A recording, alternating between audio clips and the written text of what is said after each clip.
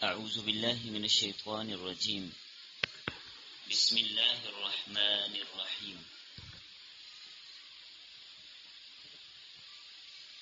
آیت نمبر 59 سے پڑھیں گے۔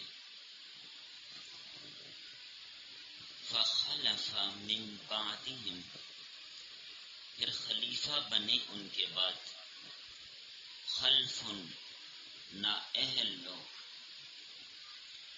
پھر خلیفہ بنے ان کے بعد نااہل لوگ، اضاعوا الصلاۃ، جنہوں نے ضائع کر دی نماز، واتبعوا الشہوات، اور پیروی کی انہوں نے خواہشات کی، فسوف یلقون غیا، پس ان قریب ملیں گے وہ ہلاکت کو، ان قریب ملیں گے وہ ہلاکت کو، الا من تاب، مگر وہ جنہوں نے توبہ کی، وآمن، اور ایمان لائے، وعمل صالحا، اور عمل کیے اچھے، فاولئک، پس یہ لوگ ہیں، یدخلون الجنۃ، داخل ہوں گے جنت میں، ولا یظلمون شیئا، اور ان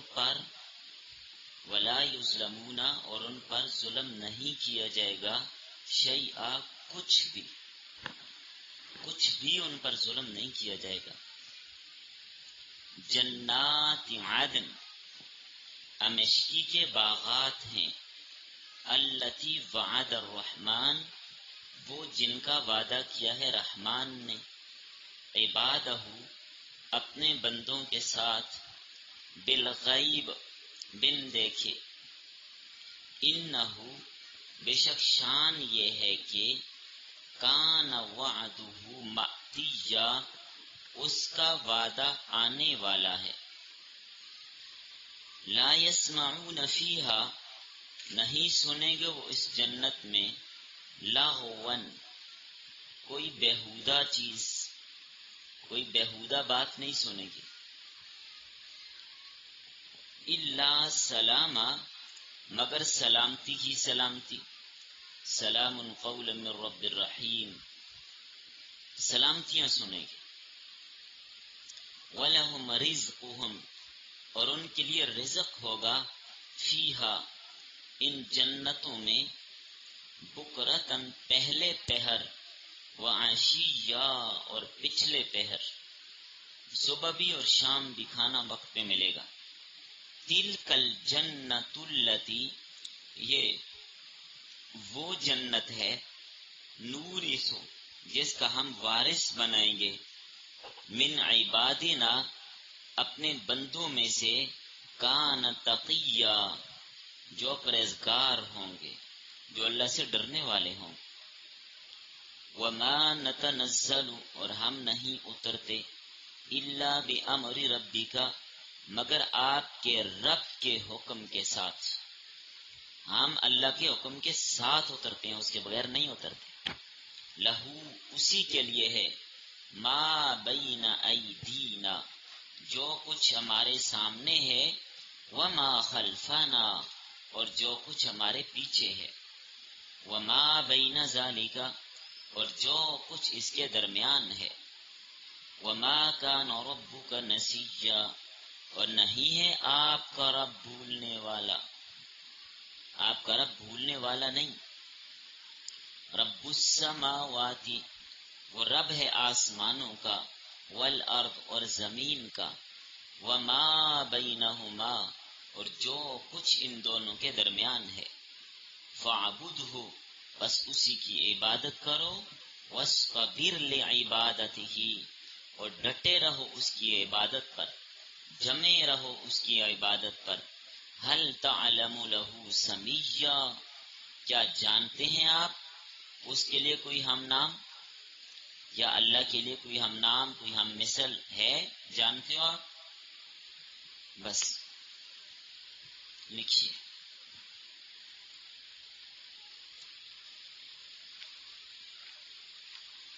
سورہ مریم، درس نمبر 10۔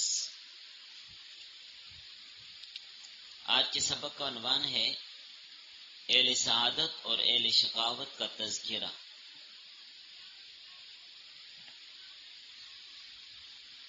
اہل سعادت اور اہل شقاوت کا تذکرہ، نیک بخت اور بد بخت ان کا تذکرہ۔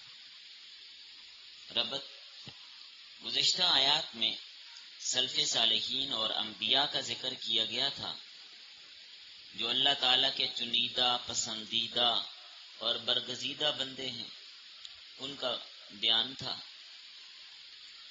اب ان آیات میں ان نااہل اور ناخلف لوگوں کا ذکر ہوگا جنہوں نے انبیاء کے طریقے سے منہ موڑا، انبیاء کے طریقے سے انحراف کیا، خواہشات کے پیچھے پڑے، خواہشات کے پیچھے پڑے، لذات دنیاوی میں مشغول ہوئے، ہوس کا شکار ہوئے، نماز جیسی عبادت کو بھی ضائع کر دیا۔ ایسے لوگ حال کے اعتبار سے بھی اور مآل کے اعتبار سے بھی ناکام اور نامراد ہیں۔ حال و مآل، ہر دو اعتبار سے یہ لوگ ناکام اور نامراد ہیں، نااہل لوگ ہیں۔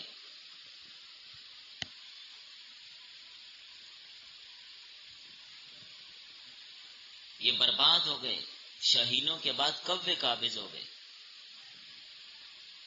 نماز بالکل نہیں پڑھتے، تو یہ بھی اضاعت صلاۃ ہے۔ نماز کے وقت کی پابندی نہیں کرتے، یہ بھی اضاعت صلاۃ ہے۔ آداب اور شرائط کا لحاظ نہیں رکھتے، یہ بھی اضاعت صلاۃ ہے۔ یہ بھی نماز کو ضائع کرنے والی بات ہے، یہ بھی نماز کو ضائع کرنے والی بات ہے، یاد رکھیے گا۔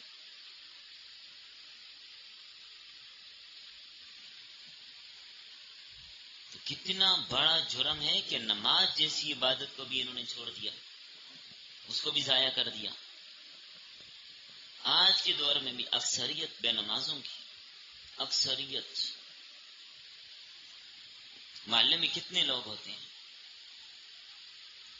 500 بندہ بھی اگر بالفرض موجود ہے، گھر کے افراد، بچے اور بڑے ملا کے، 8-10 سال سے اوپر کا بچہ لیں، مسجد میں 50 ہوتے ہیں، باقی 450 کے دن ہیں۔ تو اللہ تعالیٰ نے کیسے ان لوگوں کو نااہل اور ناخلف قرار دیا جو نماز ضائع کرتے ہیں۔ اور یاد رکھیے گا، اسلامی حکومت میں، اسلامی شریعت میں جو بندہ نماز نہیں پڑھتا اس کو کوئی عہدہ نہیں دیا جاتا، اسے کوئی عہدہ سپرد نہیں کیا جاتا۔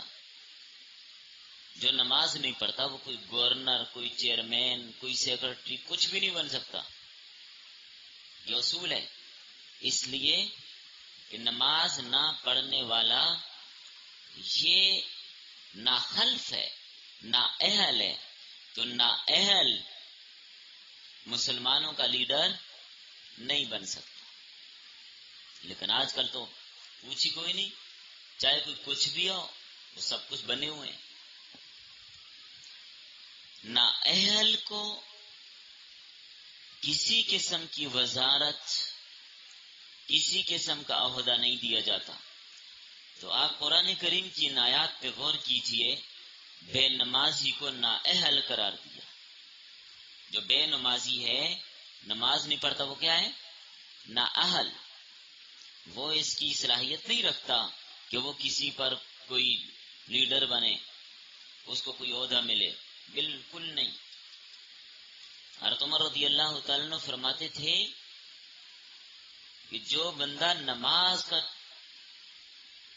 محافظ نہیں ہے، نماز میں خیانت کرتا ہے، نماز نہیں پڑھتا، فرماتے تھے یہ اللہ کا چور ہے، پھر اللہ کا چور ہے وہ ہمارا بھی چور ہوگا، اس کو کوئی عہدہ نہیں دینا ہم نے۔ پہلی چیز کسی کو عہدہ سپرد کرنا ہو تو اسلامی حکومت پہلی چیز کیا دیکھتی ہے؟ نماز۔ یہ نماز پڑھتا ہے یا نہیں پڑھتا؟ تو بے نمازی اللہ کا چور ہے، جو اللہ کا چور ہو کیا وہ لوگوں کی رقم چوری نہیں کرے گا؟ کیا وہ خزانے کو ہڑپ نہیں کر جائے گا؟ تو پہلے اصول پر ہی قدم رکھ دیا، پہلے اصول ہی پاؤں کے نیچے رون دیا، پھر روتے ہیں یہ ہو گیا اور فلاں ہو گیا۔ بھائی جو بنیادی اصول تھا، نہ اہل بے نمازی نہ اہل ہے، بے نمازی کو کوئی عہدہ نہیں دیا جائے گا۔ آپ خود اندازہ لگا لیجئے، پھر بے برکتی تو آئے گی۔ اگر ایک ہوٹل چلانے والا بے نمازی ہے، اس کے ہاتھوں کا کھانا کھا کر لوگوں پر اس کی نحوست کا اثر پڑتا ہے، تو یہ عہدوں میں اگر بے نمازی ہوں تو کیا اثر ہوگا؟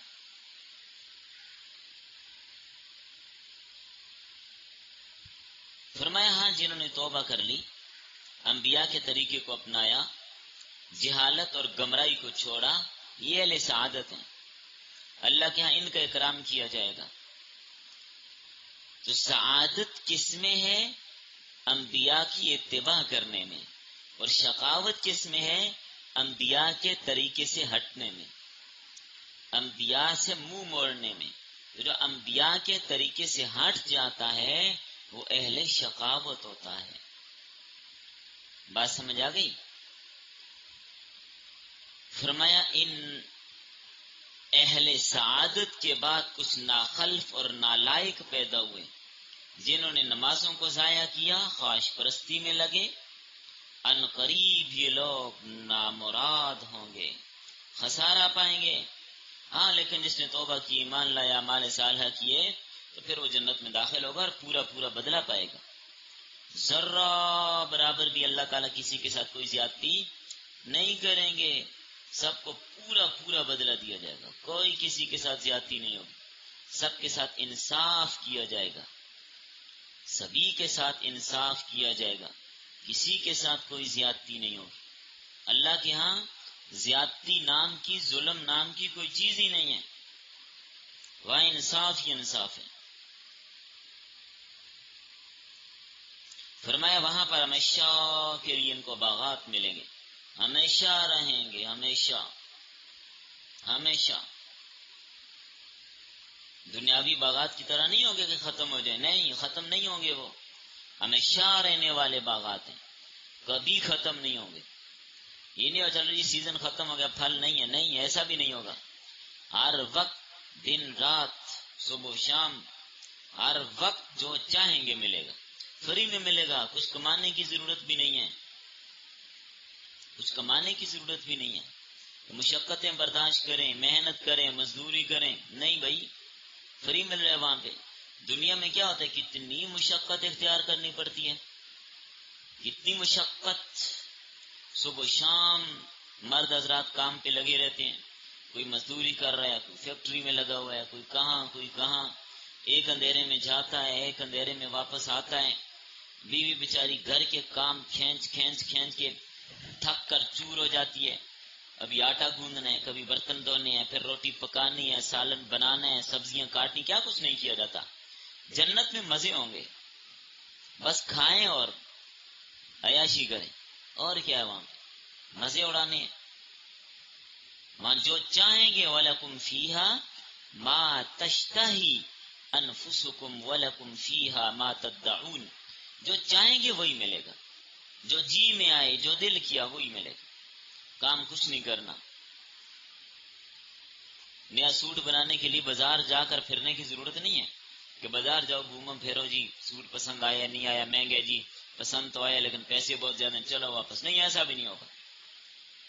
وہاں پر مرضی کے مطابق لباس ملیں گے، مرضی کے مطابق سوٹ ملیں گے، جو چاہیں، جیسا آپ کو ارادہ ہو ویسا مل جائے گا، فری میں، کوئی پیسے نہیں لگیں گے، مزے ہی مزے ہیں۔ میک اپ کو جی چاہ کوئی بیوٹی پارلر جانے کی ضرورت نہیں ہے، جیسا ارادہ کیا ویسے بن جائیں گے، جیسے جی میں آئے کہ ویسے بن جائیں۔ یہ نہیں کہ صرف انسانوں کی طرح آپ نے کوئی حور دیکھی، اس کا حسن و جمال دیکھا، دل کیا میں بھی ایسا بن جاؤں، آپ ویسی بن جائیں گے۔ اللہ اکبر۔ دنیا کے درخت کھوکھلے ہو جاتے ہیں، خراب ہو جاتے ہیں، ضائع ہو جاتے ہیں، وہاں یہ کام نہیں ہوگا، کوئی پھل کھانے سے منع بھی نہیں کرے گا. دنیا میں کیا منع کرتے ہیں؟ ختم ہو جائے گا. وہاں تو ختم ہی نہیں ہوتا. اور یہ باغات آج ہماری نظروں سے غائب میں نظر نہیں آتے، لیکن ہم اللہ اور اس کے رسول کی بات پر یقین رکھتے ہیں. ہمارے لیے مشاہدہ ضروری نہیں، ایمان بالغیب معتبر ہوتا ہے. اللہ نے کہہ دیا بالکل ہے جی، اللہ کے رسول نے کہہ دیا بالکل ہے، اگرچہ ہمیں نظر نہیں آتا. آپ لوگوں کے جسم میں روح ہے یا نہیں ہے؟ یا ویسے ہی بے جان بیٹھے ہیں؟ روح ہے، نظر تو نہیں آتی لیکن ہے. لیکن جی ہمیں نظر نہیں آتی، ہم مانتے بھی نہیں ہیں، حالانکہ روح موجود ہے. فرمایا وہاں سلامتی سلامتی سلامتی ہوگی. کسی قسم کی بےہودہ بات، لغویات، فضولیات کچھ بھی نہیں ہوگا. عمدہ اور خوشگوار گفتگو ہوگی. کسی کی غیبت نہیں ہوگی، کسی کو لان تان نہیں ہوگا، ڈانٹ ڈپٹ نہیں ہوگی، غصہ نہیں ہوگا، لڑائی نہیں ہوگی، جھگڑا نہیں ہوگا، الزام تراشیاں نہیں ہوگی، بہتان تراشیاں نہیں ہوگی. کسی کی طرف گور گور کے نہیں دیکھا جائے گا، آنکھیں نہیں نکالی جائیں گی، جھوٹ نہیں ہوگا، میاں بیوی کی ناچاکی نہیں ہوگی، ساس بہو کا جھگڑا بھی نہیں ہوگا. مزے والی زندگی ہے. صبح و شام رزق ملے گا، صبح و شام. یہ مطلب نہیں کہ 2 ٹائم ملے گا باقی نہیں، نہیں نہیں، ہر وقت ہی ملے گا، ہر وقت کھائیں گے. لیکن آپ صبح و شام سمجھانے کے لیے ذکر کیا کہ ویسے عام طور پہ دنیا میں لوگ کیا کرتے ہیں؟ صبح و شام کھانا کھاتے ہیں نا، تو ہر وقت آپ کو تیار ملے گا. مقصد یہی ہے. اب آپ کے ذہن میں سوال اٹھ رہا ہوگا کہ جی وہاں پہ تو نہ سورج ہوگا، نہ دن رات کی کوئی ترتیب ہوگی، تو صبح و شام سے کیا مراد ہے؟ صبح و شام سے مراد کیا ہے؟ وہاں سورج نہیں ہوگا کہ ہم کہیں طلوع اور غروب ہے تو چلو کوئی صبح و شام کی ترتیب ہے. نہ سورج ہے، نہ چاند ہے، نہ وہاں رات ہے. تو یاد رکھیے صبح و شام کا مطلب یہاں پر یہ ہے، دنیا میں ان کی جو عادت تھی جتنے وقفے کے بعد کھانا کھاتے تھے، صبح و شام کا وقفہ مثلا 8 گھنٹے بعد، 7 گھنٹے بعد، جتنی دیر بعد کھانا کھاتے تھے اتنی دیر بعد ان کو رزق پہنچا دیا جائے گا. ویسے تو ہر وقت ملے گا. ارادہ بیٹھا ہوا ہے، دیکھا آپ نے وہ سامنے، ابھی ادھر نہ دیکھنا یہیں پہ کوئی کسی درخت میں نہیں ہے، وہ سامنے درخت پہ بہت خوبصورت پرندہ بیٹھا ہوا ہے. دل کیا اس کو کھانا چاہیے بون کے، بس ابھی دل کیا وہ سیدھا بن کے آپ کی پلیٹ میں. نہ آپ کو پکڑنا پڑا، نہ آپ کو اس کے پیچھے بھاگنا پڑا، نہ آپ کو ذبح کر کے صاف کرنا پڑا، نہ فرائی کرنا پڑا کہ اس کو کیسے بھونے، ٹماٹر ڈال کے بنائیں یا ویسے بنائیں، کیا ڈالیں اس میں کیا نہ، خود تیار ہو کے آپ کے سامنے آ گیا. جیسا آپ کے ذہن میں آیا دنیا میں ہم باربیکیو بڑا پسند کرتے تھے ویسا بن جائے، باربیکیو ہو کے آ جائے گا. آپ گھی میں بن کے آ جائے ویسا آ جائے گا. یہ فرضی باتیں نہیں ہیں، یہ حقیقت ہے، یہ سب حقیقت ہے. اور پھر یہ بھی نہیں کہ وہ کھایا تو ختم، جیسی کھا کے آپ نے ہڈیاں اتار کے پلیٹ میں رکھی وہ پھر پرندہ بن کے وہ جا بیٹھا. پھل سامنے ہے تو دل کیا کہ یہ پھل کھائیں، ارادہ ہوا ادھر، کسی کو کہا بھی نہیں، نہ کہنا پڑے گا لاؤ اس طرح کلو ہے، پھل بڑا مہنگا ہو گیا لے ہی نہیں سکتے، وہ کام وہاں نہیں ہوگا. بس تھوڑا سا انتظار کیجئے. دنیا میں ہر چیز کا اتار چڑھاؤ لگا رہتے، وہاں پر انشاءاللہ سب کچھ فری ملے گا. تو ارادہ بنا کہ یہ پھل کھائیں، جیسے ہی آپ کا ارادہ ہوا وہ ٹوٹا اور آپ کے منہ میں. ہرن پھر رہے ہیں بڑے زبردست قسم کے، ارادہ بنا ان کا گوشت کھانا چاہیے، دنیا میں ہمیں نہیں کھایا، فوراً پہنچ جائے گا آپ کے پاس، مل جائے گا آپ کو. ٹھنڈی چیز کی ضرورت پڑی، دنیا میں ہم آئس کریم کھاتے تھے، بھائی آئس کریم کیا، اس سے لاکھوں گنا بہترین قسم کی آپ کو وہاں مل جائے گی جو چاہیں. دودھ کی نہریں جا رہی ہیں، دنیا میں ملتا ہی نہیں، وہ بھی ڈھونڈنے سے، تلاش کرنے سے. جہاں پہ خالص دودھ ہوتا ہے تو وہاں پر آپ خود دیکھتے ہیں کیا حالت ہوتی ہے. یہ جو یہاں پہ یہ ہمارے پڑوسیوں کا جو ماشاءاللہ حافظ صاحب نے جو ترتیب بنائی، آپ دیکھیں لوگ ہر ٹائم آ کے کھڑے ہو جاتے ہیں، دودھ آنے کا بھی نام و نشان نہیں ہوتا، لوگ پہلے سے کھڑے ہوتے ہیں. بس آتے ہی وہ ختم ہو جاتے ہیں. تو خالص چیز لوگ پھر ایسے اس کے پیچھے پڑے. وہاں تو آپ کو نہریں ملیں گی, خراب بھی نہیں ہوگا. چلو جی فریج میں نہیں رکھنا بھول گئے تو خراب ہو گیا, ایسا کام بھی نہیں ہوگا. اب آپ کی مرضی ہے جیسے اس کو استعمال کریں. اور یہ نہیں کہ بس تھوڑا بہت کھایا, آپ کی اتنی زیادہ چیزیں ہوں گی تو کھائیں گے کیسے؟ ایک آدھ کھائی پیٹ بھر کے, نہیں جتنا چاہیں کھائیں, جتنا چاہیں کھائیں, جی بھر بھر کے کھائیں. ٹکوں کے حساب سے کھا جائیں تب بھی. دنیا میں تو ایک بار نا کوئی بہت ہی آپ کا پسندیدہ کھانا ہے, بہت ہی اچھا کھانا ہے, آپ کسی کے گھر گئے, آپ کو کھانا بہت پسند کرتے ہیں, انہوں نے آپ کے لیے وہ کھانا زبردست قسم کی وہ ڈش آپ کے لیے تیار کی, لا کر سامنے رکھی, دکھائیے. آپ کے انتہائی پسندیدہ مرغوب کھانا ہے, آپ نے کھایا, کتنی اور لائیں, نہیں جی اب نفرت ہو گئی, اب نہیں دل کرتا. بس جنت میں یہ کام نہیں ہوگا, جتنا چاہیں کھائیں. ویل مچھلی بھی اتنا نہیں کھاتی جتنا جنتی کھائیں گے. وہ کہتے ہیں پتہ نہیں کتنا ٹن روزانہ کھاتی ہے, آپ اس سے بھی زیادہ جنت میں کھائیں گے, پریشان ہونے کی ضرورت نہیں. سمجھ رہے ہیں بات؟ یا پھر میں بات کر رہا تھا کہ صبح و شام کیسی ہوگی, یا کچھ علامات ہوں گی جن سے پہچان ہوگی صبح و شام کی. جیسے یہ بھی آتا ہے کہ پردے جب چھوڑ دیے جائیں گے, دروازے بند ہو جائیں گے, یوں لگے گا رات ہو گئی. دروازے کھولیں, پردے اٹھائیں, دن ہو گیا. ہر وقت ہی نور ہے, ہر وقت ہی وہاں پر روشنی ہے. اللہ تعالیٰ سب کو نصیب فرمائے.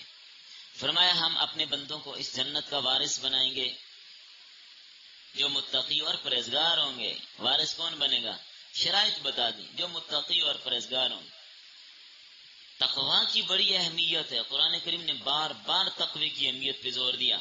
یا ایھا الذین آمنوا اتقوا اللہ وکونوا مع الصادقین, اے ایمان والو تقوی اختیار کرو اور نیک لوگوں کے ساتھ رہا کرو. وکونوا مع الصادقین اہل اللہ کی نیک لوگوں کی صحبت کا ذکر ہے.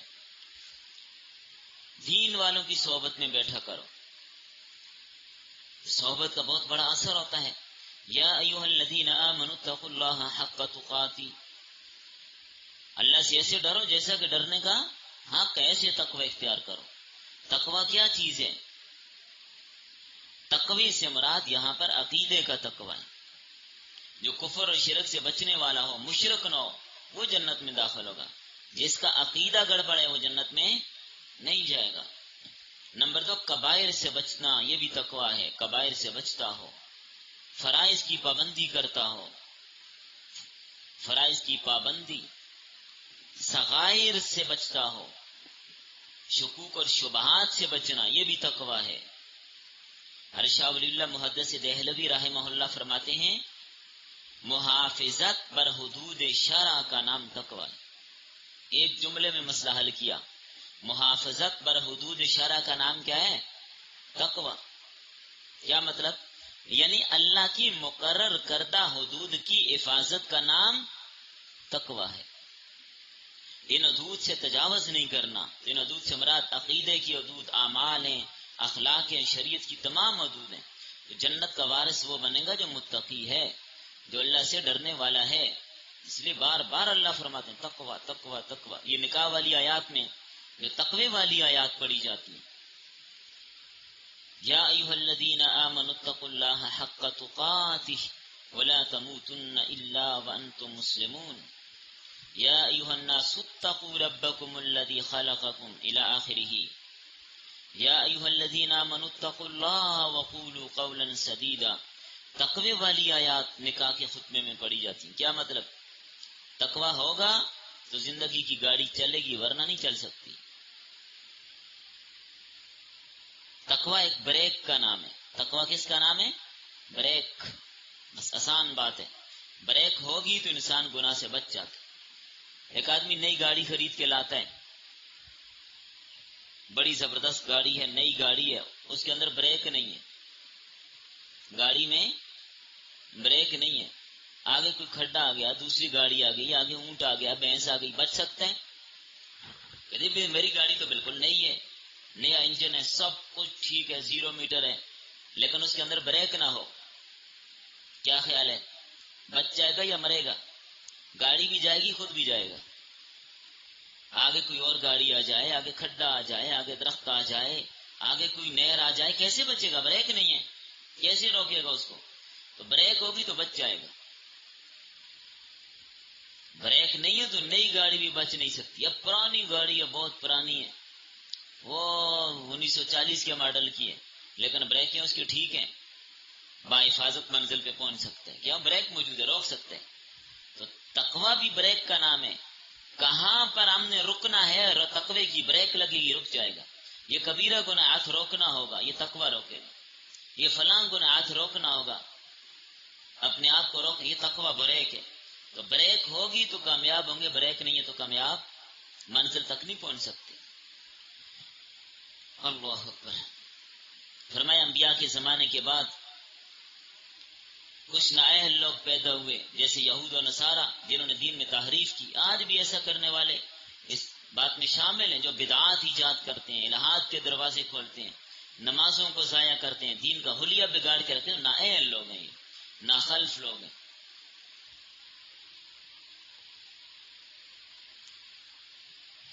انبیاء کرام کی بندگی کو بیان کرنے کے بعد فرشتوں کی بندگی کو بیان کیا جا رہا ہے۔ فرمایا فرشتے بھی اللہ کے حکم کے کیا ہیں؟ پابند ہیں۔ یاد رکھیے گا، جب تک تفسیر کے حوالے سے انسان کو اصول اور ضوابط معلوم نہ ہو تو تفسیر کرنا مشکل ہوتی ہے۔ ہم اس وقت تک کسی آیت کو سمجھ نہیں سکتے جب تک ہمیں اس کا سیاق و سباق معلوم نہ ہو، اس کے متعلق ہمیں شان نزول معلوم نہ ہو۔ جب تک ہمیں شان نزول معلوم نہ ہو تفسیر کو ہم نہیں سمجھ سکتے، کیونکہ بعض آیت بظاہر کچھ ہوتی ہے، جب تک شان نزول نہ دیکھیں پتہ نہیں ہوتا کیا۔ اب دیکھیں یہاں پر یہ آیت ابھی جو ہم نے پڑھی، وَمَا نَتَنَزَّلُ إِلَّا بِأَمْرِ رَبِّكَ، ہم نہیں اترتے مگر آپ کے رب کے حکم کے ساتھ۔ کس کی بات ہو رہی ہے؟ کس کی بات کی جا رہی ہے؟ کون کہہ رہے ہیں ہم نہیں اترتے مگر آپ کے رب کا حکمت اترتے ہیں؟ یہ کس کی بات ہے؟ کون اترتا ہے؟ کون آپ کے رب کے حکم سے آتا ہے؟ کہاں سے اترتا ہے؟ کیا بات ہو رہی ہے؟ شان نزول دیکھنا ہوگا۔ تو اس آیت کا شان نزول لکھیے،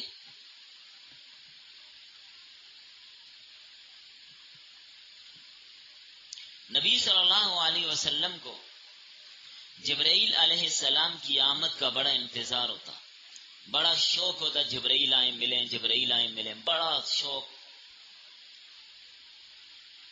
ہر وقت آپ کی تڑپ ہوتی جبرائیل زیادہ آیا کریں، کبھی کبھار تاخیر ہو جاتی، آپ پریشان ہوتے کیوں نہیں آئے جبرائیل، خصوصاً ایسے مواقعوں پر جب کوئی سوال پوچھا گیا ہو اور اس کا جواب وحی کے ذریعے سے بتانا، تو جبرائیل نے وحی کے ذریعے آ کے بتانے، تو جبرائیل امین نہ آئیں تو آپ بہت پریشان ہوتے تھے۔ جیسے ابھی پچھلی سورت کہف میں آپ نے پڑھا، وہ 3 سوالات یہودیوں کے بتانے سے مشرکین نے پوچھے تھے، وہ بندہ کون ہے جس نے مشرق مغرب کا سفر کیا، یعنی ذوالقرنین، اصحاب کہف کون لوگ تھے، روح کیا چیز ہے، سورہ بنی اسرائیل میں جس کا تذکرہ گزرا، یسألونک عن الروح قل الروح من امر ربی، تو وہ سوال ہی تھا، تو اس کے جواب میں وحی آئی تو بتا دیا۔ تو نبی صلی اللہ علیہ وسلم کو بڑا اشتیاق رہتا، جبرائیل آئیں بتائیں۔ تو ایک روز اللہ کے نبی نے جبرائیل سے پوچھا، زیادہ آیا کرو، آپ زیادہ کیوں نہیں آتے، بہت کم کم آتے ہو، زیادہ آیا کرو، آتے رہا کرو میرے پاس۔ تو اس پر یہ آیت نازل ہوئی، جس آیت میں اللہ تعالیٰ نے جبرائیل علیہ السلام کی یہ بات بتا دی، وَمَا نَتَنَزَّلُ إِلَّا بِأَمْرِ رَبِّكَ، نبی صلی اللہ علیہ وسلم ہم اللہ کے حکم کے بغیر نہیں اترتے۔ تو جبرائیل بھی اپنی مرضی نہیں کر سکتا، اللہ کے حکم کا پابند ہے۔ آئی سمجھ؟ جبرائیل بھی اپنی مرضی نہیں کرتا، وہ اپنی مرضی سے نہیں اترتا، جب اللہ کا حکم ہوتا ہے اترتا ہے۔ کوئی فرشتہ اللہ کے حکم کے بغیر نہیں اترتا، کوئی فرشتہ بھی۔ تو بہرحال نبی صلی اللہ علیہ وسلم نے جب دیر سے آنے کا سبب پوچھا، سمجھا کہ شاید آپ ہمیں بھول جاتے ہیں۔ فرمایا نہیں، اللہ تعالیٰ بھول چوک نسیان سے پاک ہے، غفلت سے پاک ہے، فرشتے اللہ کے حکم کے تابع، اللہ بھولتا نہیں ہے۔ جب فرشتے اللہ کے حکم کے تابع ہیں تو بتایا یہ جا رہا ہے کہ انسانوں کو بھی چاہیے کس کی فرمان برداری کریں، اللہ کی اطاعت کریں، اللہ کے حکم کی اتباع کریں۔ اللہ کے حکم سے اعراض نہ کریں. کیوں اعراض کرتے ہیں یہ؟ جبکہ امتحان اور آزمائش بھی انسانوں کا، اور پھر بھی یہ اللہ تعالیٰ کے حکم کی اتباع نہیں کرتے. کیا ہو گیا انہیں؟ تو یہ ہے آیت کا شان نزول. شان نزول سمجھے گی تو بات سمجھ آئے گی. کوئی فرشتہ اللہ کے حکم کے بغیر نازل نہیں ہوتا. اس لیے اس آیت کے اندر یہ بات فرما دی، لا يعصون اللہ ما امرهم ويفعلون ما يؤمرون. وہ اللہ کے حکم کی نافرمانی نہیں کرتے، جو ان کو حکم دیا جاتا ہے وہ کرتے ہیں. جو اللہ فرشتوں کو حکم دیتے ہیں فرشتے وہی کرتے ہیں. سمجھ آ گئی بات؟ اچھا،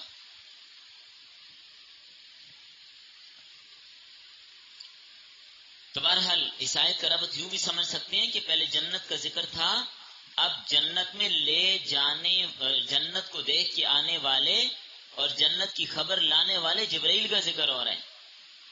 تو فرمایا فرشتے کا اترنا، ان کا ماضی حال مستقبل سب اللہ کی مرضی پہ موقوف ہے. اپنی مرضی سے فرشتے نہیں آتے. تو اللہ تعالیٰ ہر چیز کا مدبر ہے، ہر چیز کا مربی ہے. جو کچھ زمین و آسمان میں ہے، جو کچھ اس کے درمیان میں ہے، بلندی ہو یا پستی اللہ اس کو جانتے ہیں.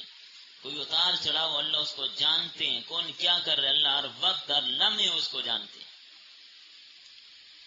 وہ جو طاہریہ مناظرہ کر رہا تھا، جو کہتا تھا اللہ کہاں ہے، ابھی کیا کر رہے ہیں، تو حضرت امام صاحب نے کیا فرمایا تھا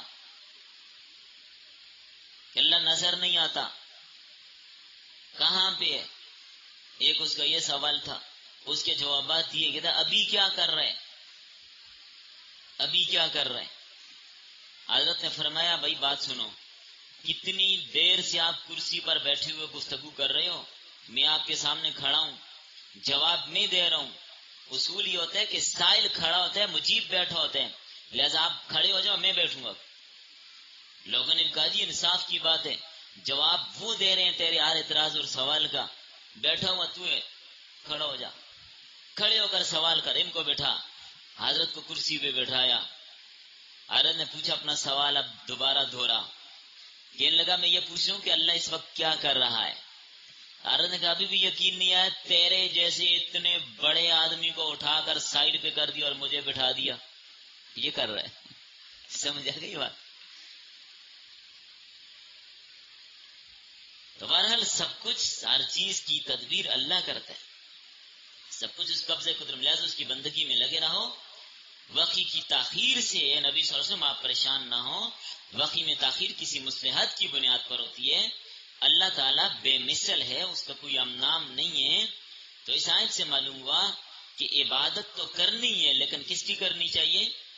اللہ کی کرنی چاہیے. اور یہ اگلی آیت یہ بتا رہی ہے کہ عبادت پر ہمیشگی کرنی ہے. فَاعْبُدْهُ، اس کی عبادت کیجیے. وَاسْتَبِرْ لِعِبَادَتِهِ، اور اس کی عبادت پر ڈٹ جائیے. عبادت کو چھوڑ نہیں دینا کہ کچھ دن عبادت کی اور کچھ دن چھوڑ دیا، نہیں، ہمیشہ عبادت کرنی. یہ نہیں کہ آج ایک ہی بار 50 نفل پڑھ لیا، اگلے دن ایک بھی نہ پڑھے، نہیں، 2 نفل پڑھیں لیکن روزانہ پڑھیں. روزہ ہے، نماز ہے، نوافل ہیں، تسبیحات ہیں، صدقات ہیں، ان پر ہمیشگی کرنی چاہیے، دوام چاہیے. عمل تھوڑا ہو لیکن ہمیشہ ہو، اس کا اثر ہوتا ہے. تو یہاں پر وراثت کا ذکر کیا گیا تھا، اس سے کیا مراد ہے؟ آیت کے آخر میں کچھ فوائد کی طرف آتے ہیں. تو پہلے وَاسْتَبِرْ لِعِبَادَتِهِ کو سمجھ لیجئے کہ عبادت پہ ڈٹ جائیے، جم جائیے، اللہ کی عبادت پہ لگے رہیے، صبر کیجیے اس پہ. تو بظاہر عبادت میں مشقت بھی آتی ہے، سردی بھی ہوتی ہے، گرمی بھی ہوتی ہے. روزہ رکھ رہے ہیں، گرمی بھی ہے، وقت کی پابندی بھی کرنی پڑتی ہے، بھوک بھی برداشت کرنی پڑتی ہے، پیاس بھی برداشت کرنی پڑتی ہے. آپ کو سبق کے لیے آنے کے لیے چل کے بھی آنا پڑتا ہے، نیند چھوڑنی پڑتی ہے، لیکن مشقت تو اختیار کرنی پڑتی ہے. لیکن ہمیشہ کیجیے. حج کرنا ہے، مشقت ہے، خرچہ ہے، پیسہ لگتا ہے، وقت لگتے ہے، گھر چھوڑ کے جانا پڑتا ہے. ساری مشقتیں برداشت کرنی پڑتی ہیں، پھر جا کے جنت ملتی ہے. اس لیے کہ جنت کے ارد گرد مشقتوں کی باڑ لگا دی گئی ہے. ان کو جو عبور کرے گا تو جنت کو پہنچ جائے گا، جو عبور نہیں کرے گا وہ جنت میں نہیں پہنچ سکتا. یہ جو وراثت کا ذکر کیا یہاں پہ کہ ہم جنت کا وارث بنائیں گے، اس کو سمجھیے. 2 وجہ سے وراثت کہا گیا اس کو کہ ہم آپ کو جنت کا وارث بنائیں گے۔ نسل انسانی کی جد امجد کون ہے؟ حضرت آدم علیہ السلام۔ آدم علیہ السلام کہاں ہوتے تھے؟ جنت میں۔ اللہ نے ان کو جنت میں پیدا کیا، جنت دی ان کو کہ یہاں رہو، مزے کرو، جان چاہو رہو۔ وَكُلَا مِنْهَا رَغَدًا حَيْثُ شِئْتُمَا وَلَا تَقْرَبَا هَٰذِهِ الشَّجَرَةَ فَتَكُونَا مِنَ الظَّالِمِينَ۔ اور پہلے ان کو یہ بھی کہا کہ آپ اور آپ کی اہلیہ محترمہ جنت میں رہیں، مزے اڑائیں، جہاں سے چاہیں کھائیں پیئیں، اس درخت کے پاس نہیں جانا۔ بس حکمت خداوندی سے جنت سے نکلنا پڑا تو زمین پہ آئے، فرمایا وَلَكُمْ فِي الْأَرْضِ مُسْتَقَرٌّ وَمَتَاعٌ إِلَىٰ حِينٍ، ایک وقت متعینہ تک زمین پر آپ کو ٹھہرنا ہوگا۔ انبیاء آئیں گے، رسول آئیں گے، اے اولاد آدم ان کی اتباع کرتے رہنا، تو اللہ تعالیٰ تمہیں دوبارہ جنت میں لے جائیں گے۔ تمہارے جد امجد کی وراثت ہے، تم اس کے مستحق ہو، دوبارہ ہم تمہیں بلا لیں گے، لیکن یہ عقائد کو ٹھیک کرنا ہوگا، توحید کو اپنانا ہوگا، توحید کو تسلیم کرنا ہوگا، تقوی اختیار کرنا ہوگا، اعمال صالحہ کرنے ہوں گے۔ یہ شرائط ہیں اس وراثت کی، یہ وراثت تمہیں ہم دوبارہ دے دیں گے، اس لیے کہ تمہارے ابا جان کو ہم نے دی تھی، وہ آگے اب دوبارہ تمہیں مل جائے گی، جنت پھر مل جائے گی۔ نمبر 2، حدیث میں آتا ہے ہر آدمی کے 2 ٹھکانے ہوتے ہیں، ایک جنت میں اور ایک جہنم میں۔ تو جب کوئی شخص جنت میں جاتا ہے تو اس کا جہنم والا ٹھکانہ کافر کو مل جاتا ہے، اور جب کوئی بندہ جہنم میں جاتا ہے تو اس کا جنت والا ٹھکانہ کسی اور مومن کو دے دیا جاتا ہے۔ تو اس اعتبار سے کہا کہ جنت میں بھی ٹھکانہ ہوتے، جہنم میں بھی ٹھکانہ ہوتے۔ جنت والا ٹھکانہ، کافروں کے جتنے ٹھکانے ہوں گے جنت کے، وہ سارے اہل ایمان کو مل جائیں گے، مسلمانوں کو مل جائیں گے، وہ مسلمانوں کو مل جائیں گے۔ تو اس لیے فرمایا ہم جنت کا آپ کو وارث بنائیں گے۔ اور آخری بات یہ بات جو یہاں پر فرمائی تھی کہ اللہ تعالیٰ نسیان سے کیا ہے؟ وما کان ربک نسیا، اللہ تعالیٰ بھولتا نہیں ہے، باقی انسان بھول جاتا ہے۔ اللہ کے رسول صلی اللہ علیہ وسلم نے ایک موقع پر مغرب کی نماز پڑھائی، ظہر کی نماز کا ذکر بھی آتا ہے، آپ نے ظہر کی نماز 4 رکعت کے بجائے 2 رکعتیں پڑھا کر سلام پھیر دیا۔ حضرت ابوبکر بھی ہیں، حضرت عمر بھی ہیں، دیگر صحابہ بھی ہیں، بڑے حیران ہوئے کیا واقع ہے، کوئی نہیں بولا شاید 2 کے بجائے رکھتے ہیں، 4 کے بجائے 2 ہو گئی ہیں۔ نبی صلی اللہ علیہ وسلم سے پوچھنے کی کسی کو ہمت نہیں ہوئی۔ ایک صحابی تھے، ان کا نام ہے خرباق، لقب ان کا ذوالیدین، ذوالشمالین، بڑے لمبے لمبے ہاتھ تھے ان کے، سخی بہت تھے نا، اس لیے تو کہا حضرت یا رسول اللہ صلی اللہ علیہ وسلم نماز کم ہو گئی یا آپ بھول گئے ہیں؟ اللہ کے نبی نے فرمایا کیا ہوا بھائی؟ کل ذالک لم یکن، کچھ بھی نہیں ہوا، نہ نماز کم ہوئی نہ میں بھولا ہوں کل ذالک لم یکن، کچھ بھی نہیں ہوا، نہ میں بھولا ہوں نہ نماز کم ہوئی ہے۔ کہنے لگے حضرت نہیں، آپ نے 2 رکعتیں پڑھائی ہیں۔